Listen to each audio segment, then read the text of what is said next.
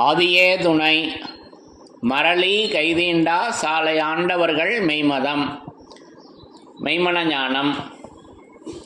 கங்குல் பகலும் அற்ற என்னிடம் கதிர்முனையினில் ஆடிடும் கச்சி நிச்சியின் நெற்றியிற் பச்சை கண்கள் கூசுதே ரத்தினம்.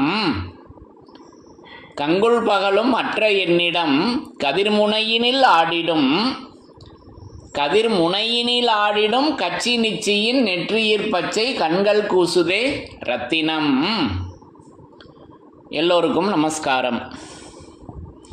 இவ்விரிபுவன வேதமாமரைகளின் அதிகாரண செழுங்கலை கருவூலத்து இறைவனின் திருவாயுரை விரிப்பு. இந்த மெய்ப்பாதை வேறு. வேதம் ஆசான் திருமேனி. வேதத்தை ஓதினாலே புண்ணியம். வேதங்கள் பூராவும் தித்திக்கின்றன. வேதம் ஆசான் திருமேனி. வேதத்தை ஓதினாலே புண்ணியம். வேதங்கள் பூராவும் தித்திக்கின்றன. வேத ஏட்டில் எழுதியுள்ளதை படிப்பதன் பயன் இறைவனை காண்பதுதான். வேத கலைவாணி, உன் நாவில் இருக்கும்படி உன் நாவை நீட்டி அகட்டி வேதனாவாக வளர்க்க வேண்டும் என்பதுவே இறைவனின் எண்ணம். வாடாத கண்ணி, வயது பத்தான ஏடான கலைமகள் வாசம் செய்யும் நாவினை உடையவர்களே மறைமொழி மாந்தர். அவர்களே என் ஆசான். ஓதுமதி வேதகலைவாணி எந்தன் உளங்குளிர நாவில் நின்று முழங்கும் காப்பே. கலைமகள் பேசுவது முதல் நூல், அது ஆதியனாகிய முதல்வர் பேசுவது. முற்ற திசையில் தாய்முகம்மது முன்கலைவாணி தேவியே. முன்கலைவாணி தேவியே, முற்ற திசையில் தாய் முகம்மது முன்கலைவாணி தேவியே. முதுமொழி திருவருள் புதுமை சிந்தும் இமயமகா மேருகிரியின் தவராஜரான பிரம்ம கவனாதியம் கொடு சர்வ புவனாதியமெங்கும் கனித்து உலாவி வரும் வரப்பிரலாப கலைவாணி. வர பிரலாப கலைவாணி, லாபக் கலைவாணி, பிரலாபக் கலைவாணி, வரப்பிரலாப கலைவாணி. நித்திய அனிமாது சித்தி வித்துவளர் முத்தி. தலைவன் தன்னை அறிந்தவனே குலத்தோன் என்று திருவேதம் உமக்கு உரைக்கச் சொன்னது எம்மை என்ற நமது பெருமானவர்களின் உத்தரவின்படி நமது பெருமானவர்கள் அந்த நாதன் பொற்துணை தேடி வேதாந்த வழிபற்றி நெடும் சாவா வரம் வேண்டுமா என்று நமக்கு மெஞ்ஞான பகுப்பில் அருளி வருகிறார்கள். அந்த நாதன் பொற்துணை தேடி, அந்த நாதன்தான் வந்துலாவுகின்ற அந்த வசனத்தின் பொற்துணை தேடி வேதாந்த வழிபற்றி, அந்த வசனமாகிய அந்த வேதாந்த வழிபற்றி அந்த நெடும் சாவாவரம் நமக்கு சாகாக்கலை கிரந்தமாக அந்த சாவாவரம் கிடைத்திருக்கிறது. ஆக இப்படி அந்த சாவாவரத்தை கிரந்தமாக வழங்கி அந்த கிரந்தமாகவே நமது தெய்வம் அவர்கள் அந்த இறை சுரூபம் என்றென்றும் அவங்க வேதம் ஆசான் திருமேனியாக அவங்க அந்த பரிசுத்த ஆவியாக எப்பவும் விளங்கி கொண்டு என்றும் உள்ளவரை சேர்வோம் என் பிறவியரே வாரீர் என்ற வசனத்தின்படி என்றும் உள்ளவராக அந்த இறை சுரூபம் அந்த திருவசனமாக அந்த திருவேதாந்தமாக அந்த திருமறையாக அவங்க ஆகமமாக ஏடாக சுருதியாக வேதாந்தமாக அந்த நூலாக அவங்க வேத வாசகமாக வேதமாசான் திருமேனியாக எப்பவும் அவங்க அந்த சாவா வரமாக அந்த கிரந்தமாக அவங்க விளங்கி கொண்டு இருக்காங்க. அப்போ அதிலிருந்து நாம் என்றும் அழியாத அந்த வேத வாசகத்தின் சிறப்புகளை ஒவ்வொன்றாக படித்து மிக மிக எளிமையாக படித்து தரிசனை செய்து வருகிறோம். இது நமது தெய்வம் அவர்களின் பெருங்கருணை. அவர்களுடைய தயவால் நம்ம மிக எளிமையாக தரிசனை செய்து வருகிறோம். அவங்க இன்னைக்கு வேதமாக நமக்கு இருக்கின்றமையால் நமக்கு மிக மிக எளிமையாக இதை நமக்கு இந்த உலக மக்கள் அனைவருக்கும் வேதத்தில் மிக மிக எளிமையாக எடுத்து வச்சுருக்காங்க. ஆக அப்படி நம்ம அந்த என்றும் அழியாதது அந்த வேத வாசகம். அப்போ இந்த உடலானது அழியும், நித்திய பொருளான உயிர் அழிவதில்லை. அப்போ அந்த வேத வாசகம் நமக்கு அந்த பரிசுத்த உடலுக்கு உயிராக அது விளங்கி கொண்டு இருக்கிறது. நமக்கும் அது உயிராக, அதுதான் உயிராக இருக்கிறது. அந்த வேத வாசகம்தான் நம்மளுடைய அசலான உயிர், அதுதான் அசலுக்கு பேர் தான் உயிர். அப்போ இப்படி நமக்கு அந்த வேத வாசகம், அதனுடைய அந்த மாரியதன் நாமம் ஜீவன் இதை போன்ற பலதேகம் எடுத்து விட்டது என்பதை, அந்த எப்படியெல்லாம் அந்த வேத வாசகம் வடிவெடுத்து இருக்கிறது என்பதை நம்முடைய 4 வேதங்களிலிருந்தும் ஒவ்வொன்றாக படித்து தரிசனை செய்து வருகிறோம். அப்படி அந்த வகையில் இன்றைக்கு இந்த பதிவிற்காக நான் எடுத்துக்கொண்டது நம்முடைய தவ ஆதீன மான்மியம். ஏன்னா அகிலவலம் வரும் பருவத்தில் தான் அந்த மான்மியத்தின் சிறப்பை கான்முளையாகிய ஆதிக்கு முன் ஆதியாக இருந்து எடுத்து எழுதி வருகின்ற தவ ஆதீன மான்மியம் என்று அனந்தாதி தேவர்கள் சாட்சி சொல்கிறாங்க. மான்மியத்தை எழுதுனதே அனந்தாதி தேவர்கள் தான். வாசகம் அப்படி தான் கொடுக்குறாங்க. எழுதுது நம்ம தெய்வம் அவங்க, ஆனால் அதை எழுதியது யார் என்று வாசகம் எப்படி கொடுக்குறாங்கன்னா, அது நம்முடைய அனந்தாதி தேவர்கள், மெய்வழி சபையில் அங்கத்தினராக ஆகியுள்ள அனந்தாதி தேவர்கள் சாட்சி சொல்லி அவங்க சாட்சி கொண்டு எழுதுகிறாங்க. அவங்க தான் அதை சாட்சியாக நின்று எழுதுகிறார்கள். அப்படி அந்த தவாதீன மான்மியத்தில் ஒரு பகுதியினை, முதல் பகுதி அந்த அகில வளம் வரும் பருவத்தில் அந்த முதல் பகுதியில் நமக்கு இந்த என்றும் அழியாத அந்த வேத வாசகம் எப்படி வடிவெடுத்து இருக்குது என்பதை இங்கே அற்புதமாக நமக்கு எடுத்து மின்னி காமிக்கிறாங்க. அப்போ இந்த பகுதியானது நம்முடைய ஆதி மான்மியம், பக்கம் எண் 147, அகில வளம் வரும் பருவம் முதல் பக்கம், முதல் பகுதியில் நமக்கு அற்புதமாக எடுத்து வழங்கி வர்றாங்க. அப்போ அந்த என்றும் அழியாதது அந்த வேத வாசகம், அது என்றும் மாறாதது, அது என்றும் வாடாதது அந்த வேத வாசகமாக இருக்கிறது. அது எப்படி அது இங்கே வடிவெடுத்து, அது வடிவெடுத்த பெண்ணானாக வடிவெடுத்த பதாம்பூரணி, அது எப்படி இங்கே வடிவெடுத்து அந்த அழியாதது எப்படி, அதன் மாரியதன் நாமம் எப்படி இருக்கிறது என்பதை படித்து தரிசனை செய்யலாம். பிரம்மோதய மெய்வழிச்சாலை ஆண்டவர்கள் ஆதி மான்மியம், அகிலவலம் வரும் பருவம், பக்கம் எண் 147. அருள் தலை யுகத்து மறைவிதி அரசு. அப்போ விதி, நமக்கு விதி என்பது இறைவனுடைய கையேடு.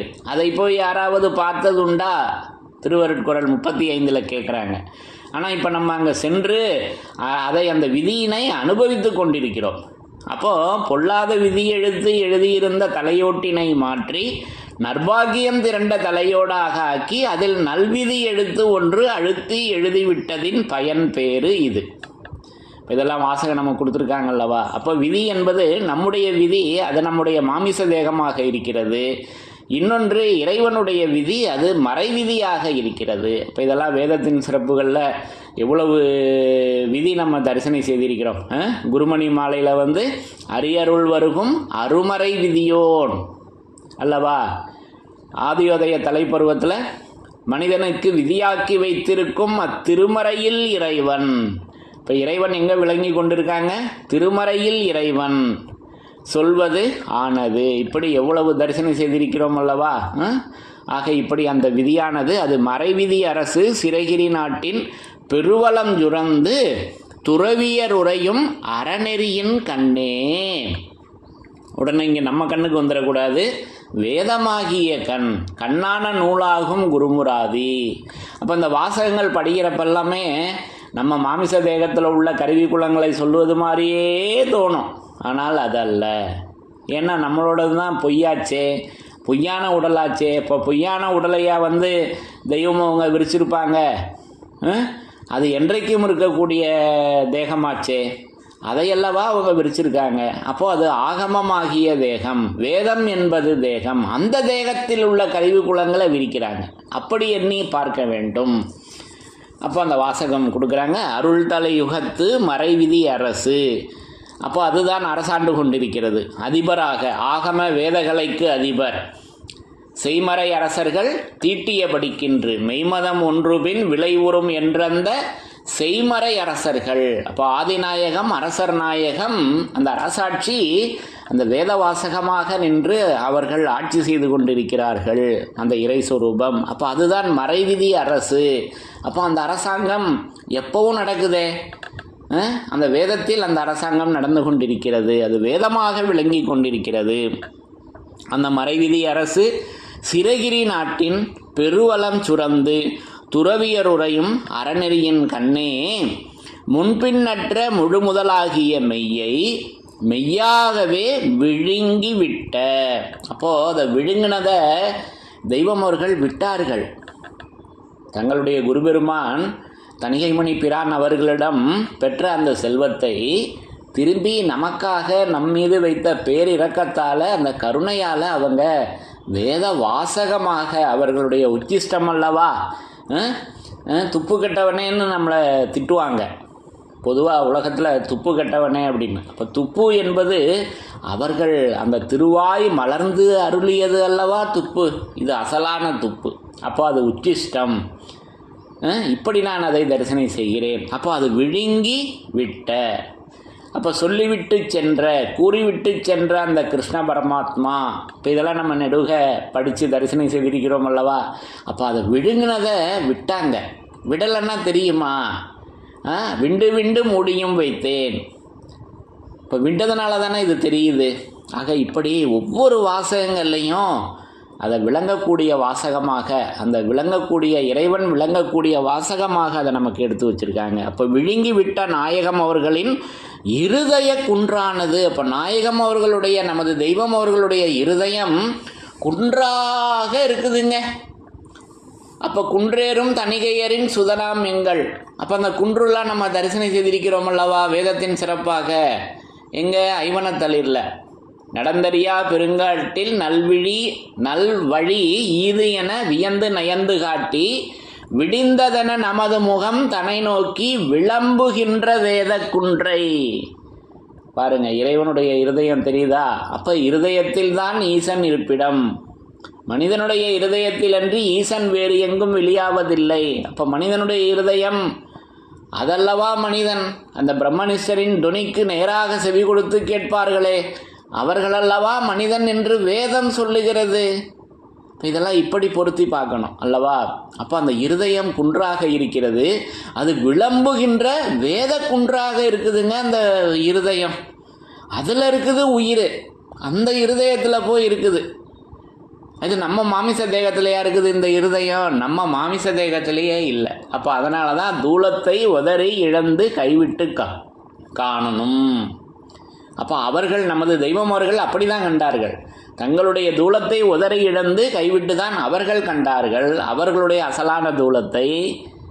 நம்ம அப்போ அதே மாதிரி தானே நமக்கும். அப்போது இது மான்மியத்தில் வாசகம் வருதே, தூலத்தை உதறி இழந்து, இவ்வாறு தூலத்தை உதறி இழந்து கைவிட்டு காணும் மாதவர் தரம் வளர் பெருக்கின். ஆக இப்படி அந்த அவங்களற்று ஆனந்த நிலை, இப்படி நம்ம அதை பரிசுத்தாவியாக அவர்களை தரிசிக்கலாம். அப்போ அந்த இருதய குன்று அது அகிலாண்ட கோடி பிரம்மாண்ட அண்டரண்டங்களும் நிகரில்லாத விசாலமாக விரிய பெற்றவர்களாய் அங்கனம் விரிய பெற்ற அகண்டாகார வெளியிலே அவ்வீதியிலே. அப்போ பாருங்க, அந்த அகண்டாகாரம் வெளியாக இருக்கிறது. இப்போ இந்த வாசகெல்லாம் நம்ம ஏற்கனவே வேதத்தின் சிறப்புகளில் தரிசனம் செய்திருக்கிறோம் அல்லவா. அப்போ அதை நமக்கு எடுத்து காட்டியது மெய்மன ஞானம். வெறுக்காமல் மனம் வெறுத்து நின்றாயானால் வேதாந்த திசைநாத வெளியும் தோணும். அப்போ இதுதான் சிதம்பர ரகசியமாக அந்த வெளி இருக்கிறது. அப்போ அதே வெளியை இதே அகிலவலம் வரும் பருவத்தில் சுவிசேஷ வேத வெளியிலே திவ்ய வாசகராகிய கோவாமணி புனை யோவான் அவர்களுக்கு வெளியாக்கியுள்ள சுவிசேஷ வேத வெளியிலே என்று அந்த வெளியை வேத வெளியாக, எல்லா வாசகமும் அந்த வேதங்களை முன்னிறுத்தியே அந்த இறை சொரூபம் வேதமாக விளங்கி கொண்டிருக்கின்றார்கள் என்பதையே எடுத்து காட்டுது. அப்போ அது அகண்டாகார வெளியிலே அவ்வீதியிலே, அதில் வீதி இருக்குது. அப்போ அந்த வீதி தான் அது வேத விரத வீதி வழியாக விளக்கி காட்டுவதற்கு அவங்க இப்படி விளக்கி காட்டி கொண்டிருக்காங்க. அது பாலம் கடந்து 18ஆம் கோட்டின் முனையில் மேல மூலத்தெருவாக அந்த வீதி விளங்கி கொண்டிருக்கிறது. அப்போ மெய்வழிச்சாலையில் அலங்கார வீதி என்று நாமம் கொடுத்துருக்காங்க. நம்முடைய மெய்வழிச்சாலையில் இருக்கக்கூடிய அந்த பெரிய பாதை, பொன்னரங்க தேவாலயத்திற்கு செல்லுகின்ற அந்த பாதைக்கு பெயரே தெய்வம் அவர்களால் சூட்டப்பட்ட நாமம் அலங்காரம், அலங்கார வீதி. அப்போ அந்த அலங்கார வீதி, அது அலங்காரம் அவர்கள் அல்லவா, அந்த சிகையாக அல்லவா இருக்குது, சிகை அலங்காரம். அப்போ அலங்காரம், அது அலங்காரம், அது பேரறிவாக அல்லவா அதை நமக்கு பூரண புதையில் எடுத்து வர்றாங்க. அப்போ அந்த அலங்காரம் நமக்கு அது வீதியாக, அது திருவீதி உலாவாக, அது வேத வாசகமாக அல்லவா அந்த அலங்காரம் இருக்கிறது. அது ஆலயத்துக்கு பேர் அலங்காரம், ஆலய அலங்காரம், குடியேற்ற வைபவத்தில் கைங்கரியம். ஆக இப்படியெல்லாம் அந்த அலங்காரத்தை நமக்கு அந்த வேத வெளியில், வேத விரத வீதியில் எடுத்து வச்சுருக்காங்க. அது பண்டை வேதியர் திங்களூர் வீதி. அங்கே தானே தெய்வம் அவங்க பாட்டையாக அவங்கள சந்தித்தாங்க. அதை போலவே நம்மளும் நம்ம தெய்வம் அவர்களை அந்த திங்களூர் வீதியில் சந்திக்கிறோம். அந்த திங்களூர் வீதி அது வேதமாக விளங்கி கொண்டிருக்கிறது. ஆக இப்படி ஒவ்வொரு வாசகங்கள்லையும் அந்த வேதத்தின் சிறப்பை நமக்கு எடுத்து கொடுக்குறாங்க. அப்போ அகண்டாகார வெளியிலே, அவ்வீதியிலே, மேல முச்சந்தியிலே. அப்போ பத்திய திட்டத்தில் தரிசனி பண்ணியிருக்கோம் அல்லவா, பாலம் கடந்து 18ஆம் கோட்டின் முனையில் மேல மூலத்தெரு. அப்போது அது முச்சந்தி, நான் பேசி வருகின்ற மூளை முடுக்கு முச்சந்தி நடசாலை திண்ணை கோடிகளிலெங்கும் நீ நின்று கேட்க வந்திருக்க மாட்டாயே, ஆனதினாலே தான் நீ கேள் என் சொல்லை. பிரசங்க பகுதி. அப்போ நம்ம கேட்கக்கூடிய இடம் அது மூளை முடுக்கு முச்சந்தி நடசாலையாக இருக்கிறது. அப்போது அன்றைக்கு அவர்கள் அந்த மூளை முடுக்கு முச்சந்தியில் பிரசங்கம் செய்தார்கள் தெய்வம் அவர்கள் திருப்புத்தூரில். இன்றைக்கும் அதே திருப்புத்தூராகிய அந்த வேத வாசகம் வேதத்தில் நின்று இப்போ நம்ம அங்கே தானே அந்த பிரசங்கத்தை கேட்கிறோம்.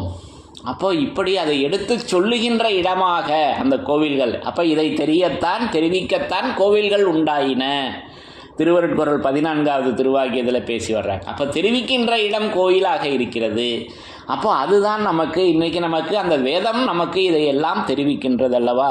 இப்படி அதை வேதமாக நின்று அவங்க தெரிவிக்கின்றார்கள். அப்போ அந்த ஆலய அலங்காரம். அப்போ அகிலாண்ட கோடி பிரம்மாண்ட அண்டரண்டங்களும் நிகரில்லாத விசாலமாக விரிய பெற்றவர்களாய் அங்கனம் விரிய பெற்ற அகண்டாகார வெளியிலே, அவ்வீதியிலே, மேல முச்சந்தியிலே, முச்சந்தி நடுக்கம்பத்தின் மேல்முனையிலே.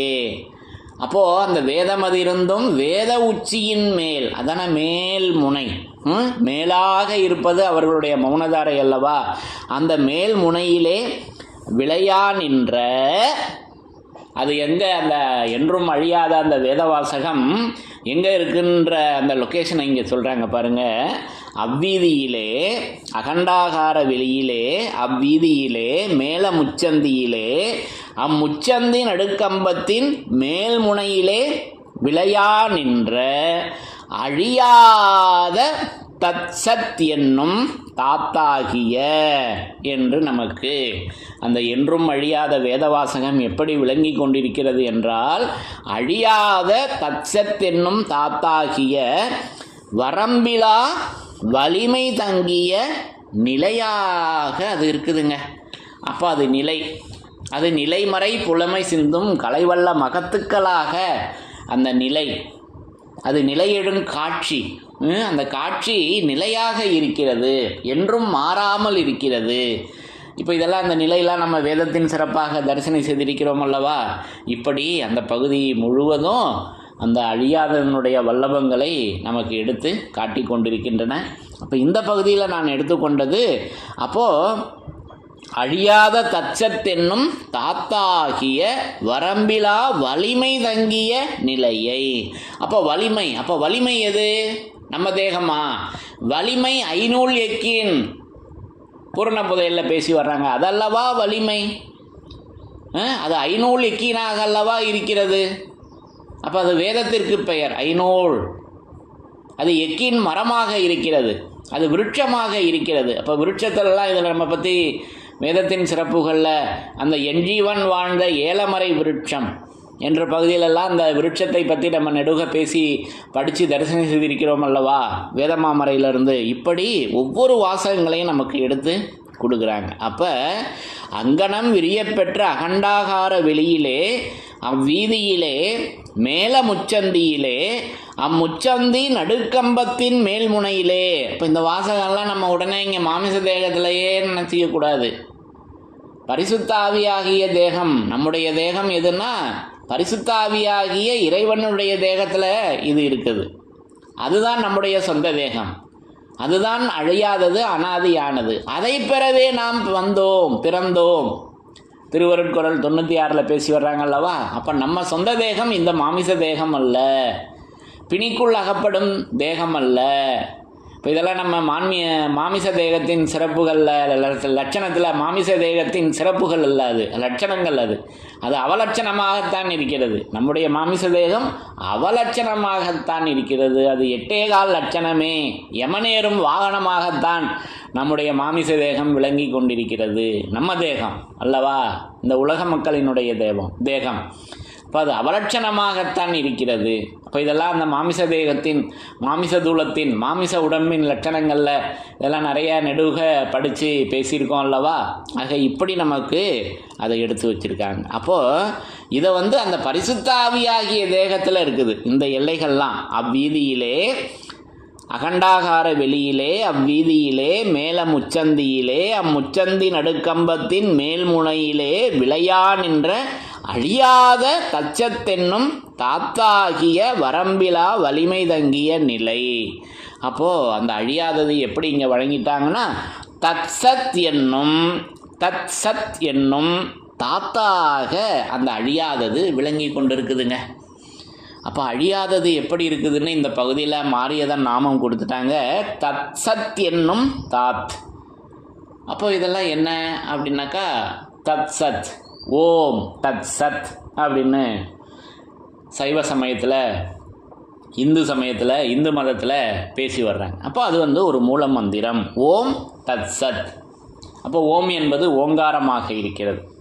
அப்போது அது வேங்கையின் மீது ஏறி வரும் வேத சக்தி ஓங்கார பதிமுதலாய் ஒளிரும் முத்தே.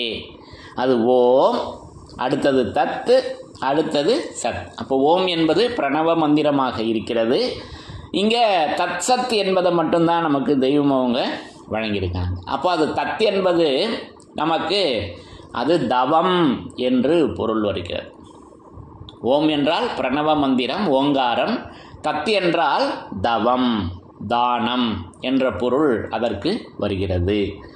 அடுத்து சத்து. சத் என்றால் சத்தியம், உண்மை என்ற பொருள் வருகிறது.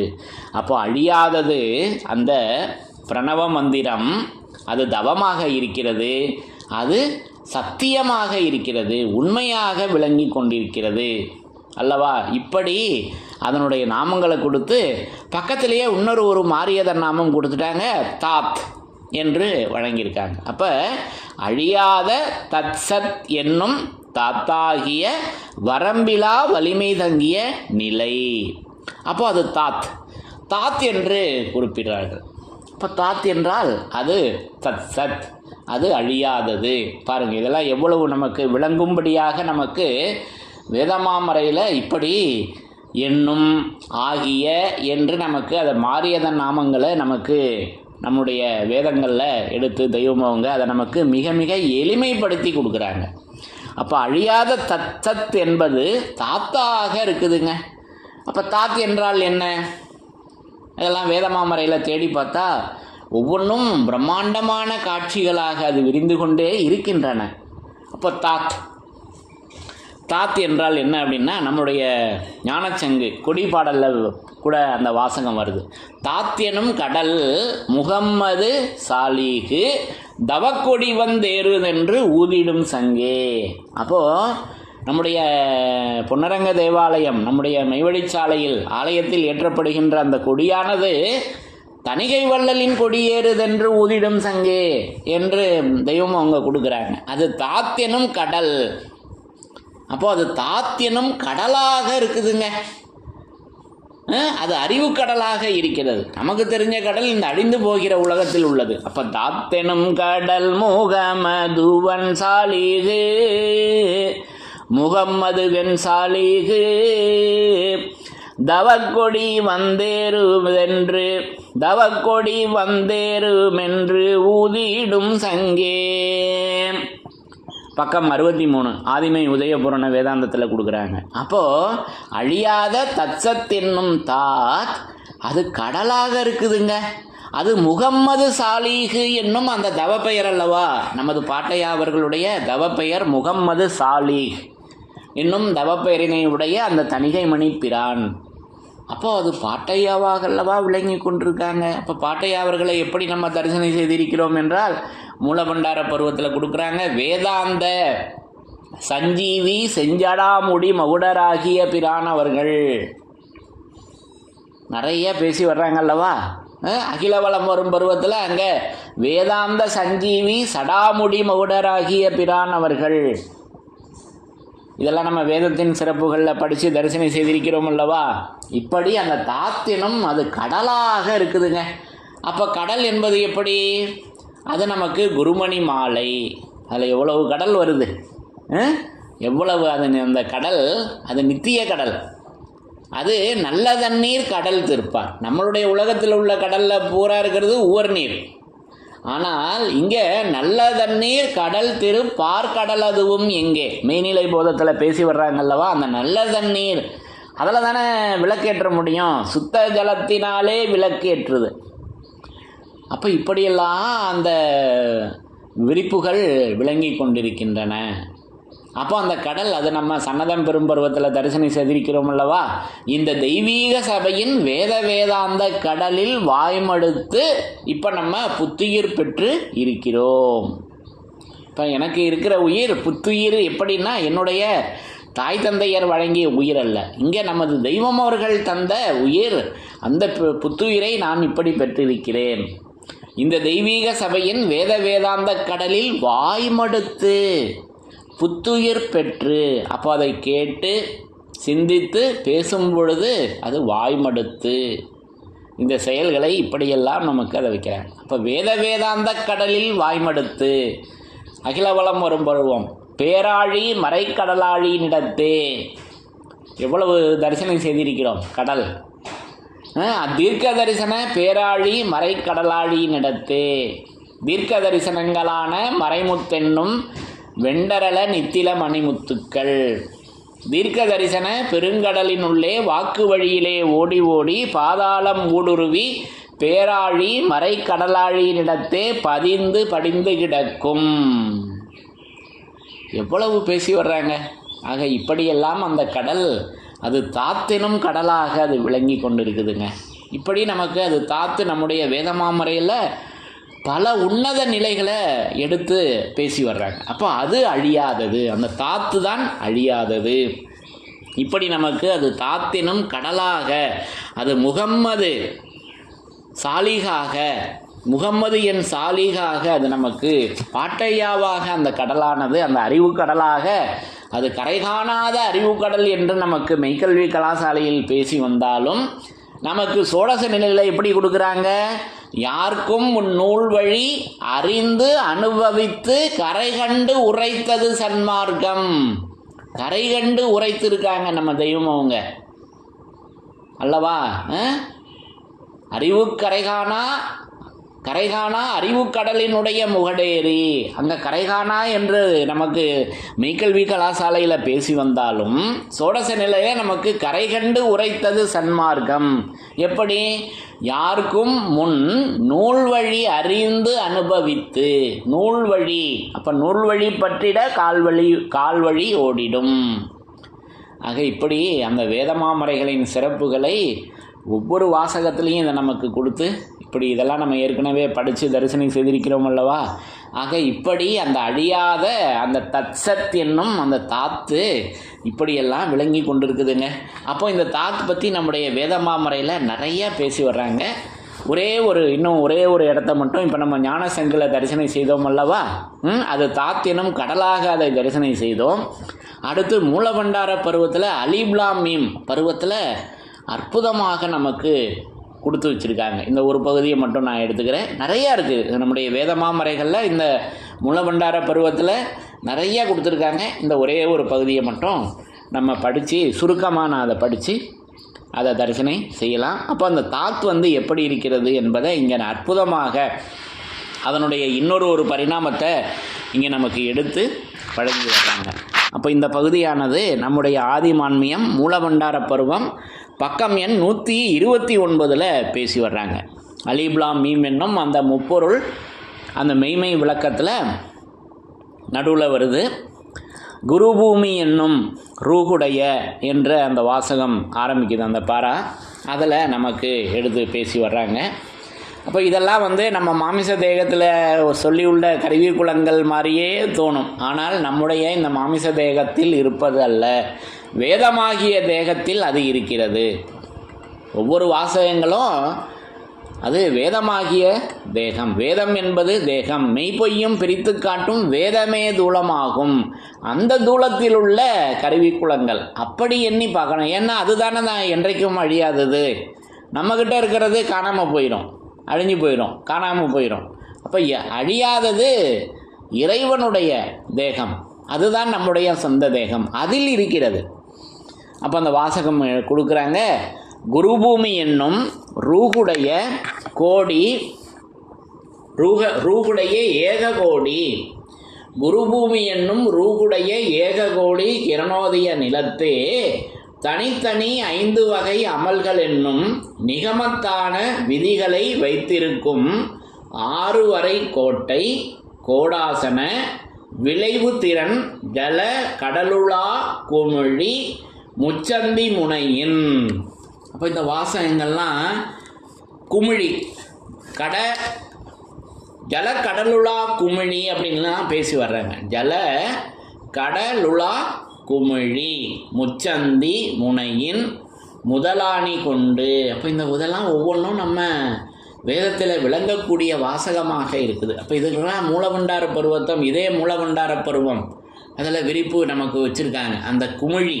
அப்போ அது 4 குமிழிகள்னு பேசி வர்றாங்க மூலபண்டார பருவத்தில். பாட்டையா அவர்கள் நமது தெய்வம் அவர்களுக்கு அவர்கள் இருவருக்கும் அந்த சம்பாஷணை நடக்கின்றதை அந்த மூலபண்டார பருவம் எடுத்து உரைக்குது. அதில் 4 குமிழிகள் குமிழித்து என்றெல்லாம் அந்த குமிழி நம்ம தேகத்துக்கு வந்துடக்கூடாது, நம்ம மாமிச தேகத்துக்கு வரவே கூடாது. அது ஒன்று தான். ஏன்னாக்கா அதுக்கு தான் உத்தரவு கொடுத்துட்டாங்களே.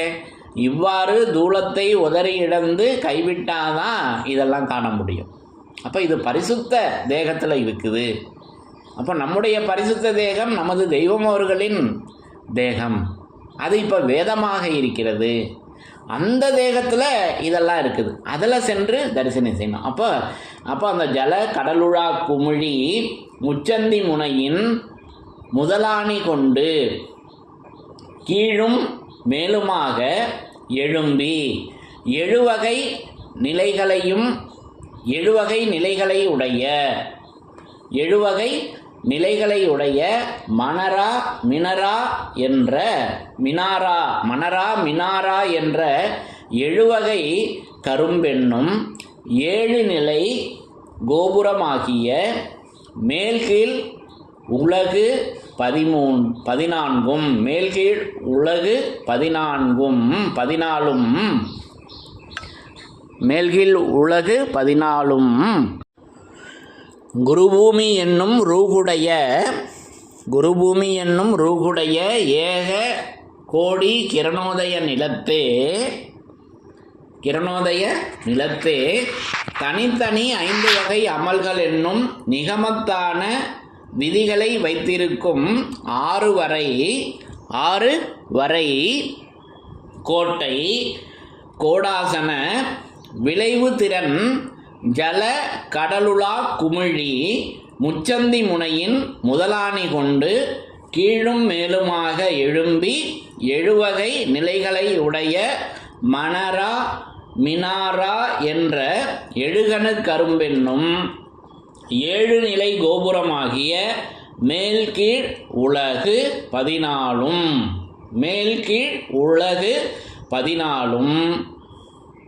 முன்னு பின்னு 6 வரைகளும் ஊடுருவி ஓடி நிற்கும் ஏழ்நிலை கம்பமாகிய, அடுத்துதான் அந்த தாத் என்பதை விரிச்சு வர்றாங்க. இது என்ன, எல்லாமே தாத்தினுடைய சிறப்பு தான். அதை இங்கே நமக்கு ஒரு வரியில் எடுத்து கொடுக்குறப்ப, ஏழ்நிலை கம்பமாகிய அசைவற்ற பேசாத மந்திரம் என்னும் தாத்தாகியதே. அப்போது இங்கே தாத் என்பதற்கு கடலாக நம்ம தரிசனம் செய்தோம். அது அழியாத தத்சத் என்னும் தாத் என்று நம்ம எடுத்துக்கொண்டு அந்த கடல் அது தாத் என்னும் கடலாக அது கடலாக விளங்கி கொண்டிருக்கிறது. இங்கே அந்த தாத் எப்படி சொல்லி வர்றாங்க அருள் வருஷிப்பு அப்படின்னா, அது ஏழ்நிலை கம்பமாகிய அது ஏழ்நிலை கம்பமாகிய அசைவற்ற பேசாத மந்திரம் என்னும் தாத்தாகியதே. எழுதாத அலீபு எழுத்து என்று கூறி பெயர் படைத்து கொண்டிருப்பதாகிறது. அந்த பெயர் படைத்து கொண்டிருப்பதாகிறது. அந்த முக்கூறு கித்தாபின் முதற் பகுதி பொறுப்பு இன்னதுதான் என்று தனித்து பிரித்தெடுத்து கண்டும் கை கொண்டார்கள் என்று அந்த பகுதியை நமக்கு எடுத்து வழங்கியிருக்காங்க. அப்போ அந்த அலீப்லாம் மீம் அந்த முதற் பகுதி அலீபு, அப்போ அந்த அலீபு எடுத்து எப்படி விளங்கி கொண்டிருக்கிறதா ஸ்பஷ்டமாக சொல்கிறாங்க. ஏழ்நிலை கம்பமாகிய அசைவற்ற பேசாத மந்திரம் என்னும் தாத்தாகியதே. அது எழுதாத அலீபெழுத்தாக அலீபாக அலீப்லாம் மீம் அந்த பிள்ளையார் சுழி அல்லவா. அப்போ அதை நமக்கு இப்படியெல்லாம் அதை வண்ணமாக எடுத்து வழங்கியிருக்காங்க. அப்போ அந்த தாத் என்பதற்கு என்ன இங்கே விரிப்பு கொடுக்குறாங்கன்னா, அது அசைவற்ற பேசாத மந்திரம், அசையாமல் இருக்குதுங்க. அப்போ அதனால தான் தெய்வம் சொன்னாங்க 193வது திருவாக்கியத்தில், வேதத்திற்கு துணி கொடுக்கவில்லை என்றால் அது வெறும் காகிதம்தான். இப்போ துணி கொடுத்துட்டா அது அசையாமல் அந்த எழுத்தாக, அது ஈசனான மதி எழுத்தாக அவங்க விளங்கி கொண்டிருக்காங்க. அப்போ அது அப்போ அது துணி கொடுத்துட்டோன்னா அது அசையுதே. அது துணி கொடுத்ததும் அது அப்படியே அது விஸ்வரூபம் எடுத்து நம்முடைய செவிக்குள்ள அவ்வளவு சன்னமாக அது நுழைந்து எவ்வளவு காரியங்கள் செய்யுது.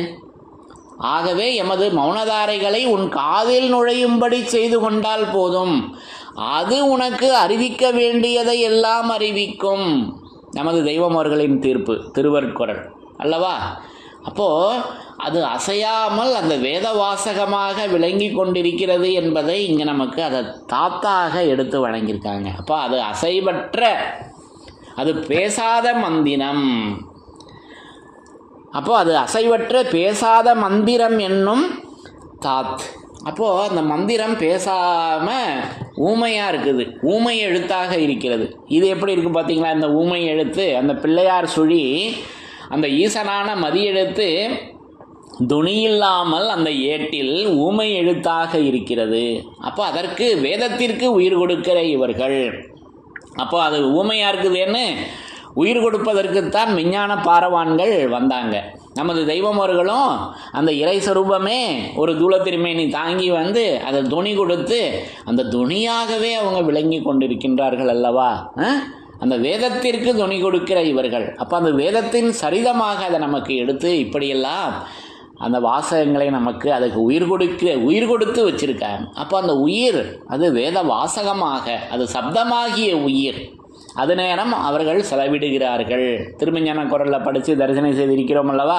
அப்போ இரு செவியும் உயிர் துளையாம் திட்டோராது. ஆக இப்படியெல்லாம் அதற்கு உயிராக அவங்க இப்படி விளங்கி கொண்டு இருக்காங்க. அப்போ அது அசையாமல் இருக்குது. அசைவற்ற பேசாத மந்திரம் என்னும் தாத்தாகியதே. எழுதாத அழிவெழுத்தாக அந்த பிள்ளையார் சுழியாக ஊமை எழுத்தாக அது இருக்கிறது. அப்போ அது பேசாத மந்திரம் அப்படின்னா என்ன, அதை நம்ம எடுத்து பேசாத மந்திரம் பேசக்கூடாதுன்னு நம்ம நினச்சிக்கிட்டு இருக்கோம். அது பேசாமல் நம்ம பேசுவதற்காக அது பேசாமல் இருக்குது. இப்படி நான் அந்த பேசாத மந்திரத்தை தரிசனம் செய்கிறேன். அப்போ அதை நமக்கு இதே மான்மீகத்தில் பிரசங்க புதியில் திட்டம் பெறலாத வெட்டாத சக்கரம் பேசாத மந்திரம் வேறொருவருக்கு எட்டாத புட்பம் இறையாத தீர்த்தம் இனி முடிந்து யாரும் கட்டாத லிங்க பட்டாங்க வேத சட்டத்தின்படியே கூர்ந்து அவரவர் அறிவுக்கே சாட்சி கொண்டு பார்க்கின் தெரிய வருகின்றதாவது என்று நமக்கு இதே மான்மிய பகுதியில் பிரசங்கத்தில் கொடுத்துருக்காங்கல்லவா. அப்போ அது வெட்டாத சக்கரம் பேசாத மந்திரம். அப்போ அந்த பேசாத மந்திரம் இதெல்லாம் என்ன என்பதை அன்றைக்கே பட்டினத்தார் நமக்கு தரிசனை செய்து நமக்கு அந்த பட்டினத்தார் பாடலில் வருதுன்னு நம்ம ஏற்கனவே இதை பற்றி பேசியிருக்கோம் அல்லவா. அப்போ இதுக்கு அவங்க என்ன வாசகம் கொடுக்குறாங்கன்னா, வெட்டாத சக்கரம் பேசாத மந்திரம். பட்டினத்தார் பாடலில் எப்படி வருதுன்னா, வெட்டாத சக்கரம் பேசாத மந்திரம்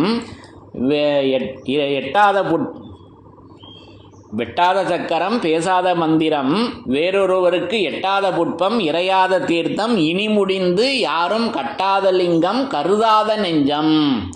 அங்கே அவங்க இதை கூடுதலாக சேர்த்து வழங்கி வர்றாங்க. கட்டாத லிங்கம் கருதாத நெஞ்சம் கருத்ததினுள்ளே முட்டாத பூசை என்றோ. இப்போ கைகால் போய் முட்டாத பூசை ஒன்று இருக்குதுங்க. அது வேதத்தில் இருக்கிறது அந்த வழிபாடு. அது 182வது திருவாக்கியத்தில் திருவருட்குறள் 182 அருளியுள்ள அந்த வழிபாடு. அது என்னன்னு அடுத்த வாசகத்தில் கொடுத்துருக்காங்க. இப்போ இதெல்லாம் நீங்களே போய் தேடி பாருங்கள். இந்த பாடல் அது முட்டாத பூசை என்றோ அப்படின்னு எல்லாம் என்னது என்பதை அடுத்து வருகின்ற வாசகத்தில் அன்றைக்கே பட்டினத்தார் நமக்காக மிக மிக எளிமையாகத்தானே எடுத்து சொல்லி வச்சுருக்காங்க. அப்போ இதெல்லாம் எங்கே இருக்குது? அந்த வேதமாமறைகளில் அல்லவா அது இருக்குது. யுகங்கோடி காலமாக வேதமாமறைகளினுள்ளே மறைந்து கிடந்த உயிராணி அருண்காரண நித்தியமுத்தி நீதிமாணிக்க செயலாக அல்லவா அது இலகு நீடாழி வேதமாமறையில் இருந்தது வான்கடை முதலாய். அது வேதமாமறையிலெல்லாம் முதலாக இருக்கிறது. இப்படி நமக்கு அந்த பேசாத மந்திரம் அது அசையாமல் இருக்குதுங்க. இப்போ அசையாமல் இருக்கிறதுக்கு என்ன சொல்லுவாங்க அப்படின்னா, விஞ்ஞானிகள் தங்களுடைய கண்களை சிமிட்ட மாட்டாங்க, இப்படியே இருப்பாங்க அப்படின்லாம் பல அனுபவங்களை சொல்லி வர்றாங்க. அது எனக்கு அந்த அனுபவம்லாம் கிடையாது. அப்போ எப்படி அசையாமல் இருப்பது? அது வேத வாசகம் அசையாமல் அந்த எழுத்தில் அது நீதியாய் அனுதினம் கருப்பில் வெள்ளை நேசம தேகுடியாய் அது வேத பாடமாகிய இந்த வேத புத்தகத்தில் அது அசையாமல் இருக்கிறதுங்க. இப்படி நான் அவர்களை அந்த இறை சொரூபத்தினுடைய கண்களை கண்ணான நூலாகும் குருமுராதியாக இப்படி நான் அதை தரிசனை செய்கிறேன். அவர்களுடைய அந்த பரிசுத்த தேகத்தில் நான் தரிசனை செய்கிறேன். இப்போ இப்படி நமக்கு அது அசையாமல் பேசாமல் அமைதியாக இருக்குது. அதை நம்ம திருமஞான குரலில் படித்து தரிசனம் செய்திருக்கிறோம் அல்லவா. அது இறை சொரூபம், அந்த வேதம் அது சண்டைக்காக வரப்போகிறது. அது பேசாமல் அமைதியாகத்தான் இருக்கும். இப்போ இறைவன் அமைதியாக பேசாமல் இருக்கும் இறைவன், அந்த வேதவாசகம் அமைதியாக இருக்குது. நம்ம பேசணும் என்பதற்காக அவர்கள் அந்த ஊமை எழுத்தாக மாறிவிட்டார்கள். இந்த உலக மக்கள் எல்லாம் தென் திசையின் கைலாய ஔஷதத்தை தெளிந்தறிய உலகவர்க்கு செப்ப வேண்டும் என்ற அந்த வேலையை நமக்கு இறைவன் வழங்கிட்டதனால அவர்கள் ஊமையாக இருக்கின்றார்கள். இப்படி நான் அந்த ஊமை எழுத்தாகிய அந்த ஈசனான மதி எழுத்தை இப்படி நான் தரிசனை செய்கிறேன். ஆகவே அது அசைவற்ற பேசாத மந்திரம் என்னும் தாத்தாக அந்த அழியாத தச்சத்தென்னும் அந்த தாத்தினை, அந்த அழியாத அது என்றும் அழியாத அந்த வேதவாசகம் இப்படி நமக்கு அது பேசாத மந்திரமாக அதை நமக்கு அது அசையாத பேசாத மந்திரம் என்னும் தாத்தாக அந்த மந்திர வாசகமாக நமக்கு இதை இப்படி எடுத்து வைத்திருக்கிறார்கள். அது ஓம் தத் சத். அப்போ அழியாத தத் சத் என்னும் தாத்தாகிய அது வரம்பிலா வலிமை தங்கிய நிலை. அப்போ அது கலைகள் 64ற்கும் அப்பார் தாண்டி மேம்பட்ட ஓர் கலையாகிய வேதம், அது கடந்த செழும்புணர் சலாசன அரசு பீடமாகிய திருவீச்சென்னும் சிவசிகர குரசலங்கிருத பிழம்பென்னும் அந்த பிரம்மரந்திர அதிமகோன்னத நிலையாக அந்த நிலையினை நமக்கு அது நிலையெழும் காட்சியினை இப்படி வேதமாமறையில் வேதம் ஆசான் திருமேனியாக அந்த நிலையினை நமக்கு அது நிலைமறை புலமை சிந்தும் கலைவல்ல மகத்துக்களினுடைய லட்சணம் அந்த நிலை மறையாக விளங்கி கொண்டிருக்கிறது. இப்படி நான் அந்த அழியாத தச்சத் என்னும் தாத்தை இப்படி நான் வேதமாக வேதம் ஆசான் திருமேனியாக இப்படி நான் தரிசனை செய்கிறேன் இப்படி நான் அதை எடுத்துக்கொண்டேன் என்று கூறி என்றும் அழியாத, என்றும் மாறாத, என்றும் வாடாத வேதவாசகத்தின் அந்த சிறப்புகள் தொடரும். ஆகவே அந்த என்றும் அழியாதது, அது என்றும் வாடாதது, அது என்றும் மாறாதது அந்த வேதவாசகம் இப்படி அழியாத தத்சத் என்னும் தாத்தாக, அது வேதமாக, வேத மந்திரமாக, அது நீதபோத வேதபோத நீத மந்திரங்கள், வேதபோத நீத மந்திரங்கள் வேறு வேறனைத்தும் ஓருருவாகி உடம்பெடுத்து அந்த உடம்பில் இந்த காட்சிகள் எல்லாம் இப்படி விளங்கி கொண்டிருக்கின்றன என்று கூறி அவர்கள் வேதம் ஆசான் திருமேனியாக நமது தெய்வம் அவர்கள் அந்த பரிசுத்த ஆவியாக அந்த தாத், அப்போ அது தாத்தா, அப்போ அது தாயினை என்ற தாத்தா. பாருங்க, அது தாயினை என்ற தாத்தா. தெய்வ தேடு உலகத்தில் இப்போ இதெல்லாம் விளங்க பேச வேண்டியிருக்கு. அப்போ அந்த தாத் என்பது அப்போ தாயினை என்ற தாத்தா. அப்போ இதெல்லாம் என்ன விளங்கிக்கணும் அல்லவா? அப்போ இதற்கெல்லாம் அந்த எழில் சிந்தும் விடைகளை நமக்கு அந்த வேதமாமறையில் அந்த தாத்தினுடைய விரிப்பு நிறையா இருக்குது, தேடி பாருங்கள். அடுத்து தாத் என்பதை பற்றியே நம்ம நெடுக பேச வேண்டியதெல்லாம் நிறையா இருக்குது. இப்போ ஒவ்வொரு அழியாதது எப்படி இருக்கிறது என்று எடுப்பது ஒவ்வொன்றும் அதை எடுத்து பேசக்கூடிய பொருளாக அவ்வளவு குறிப்புகளை நமக்கு அந்த விரிப்புகளை நமக்கு வேதமாமறையில் தெய்வங்க எடுத்து வைத்திருக்கிறார்கள் என்று கூறி, அப்போ அந்த என்றும் அழியாத அந்த வேதவாசகம் அது அழியாத தத்சத் என்னும் தாத்தாகிய, அது பேசாத மந்திரமாக, அது வேத புஸ்தகமாக, அது வேத பாடமாக. அப்போ அது தேவனாக ஆகுவதற்கு அந்த பாட புத்தகம் வேண்டுமே, அந்த புத்தகமாக அவங்க விளங்கி கொண்டிருக்கிறார்கள். இப்படி வேதம் ஆசான் திருமேனியாக அவர்கள் விளங்கி கொண்டிருக்கின்றார்கள் என்பதை நான் உணர்ந்து கொண்டேன் என்று கூறி என்றும் அழியாத வேதவாசகத்தின் சிறப்புகள் தொடரும். தலைவன் தன்னை அறிந்தவனே குலத்தோன் என்று திருவேதம் உமக்கு உரைக்கச் சொன்னது எம்மை. என்றும் அழியாத வேதவாசகத்தின் சிறப்புகள் தொடரும். எல்லோருக்கும் நமஸ்காரம்.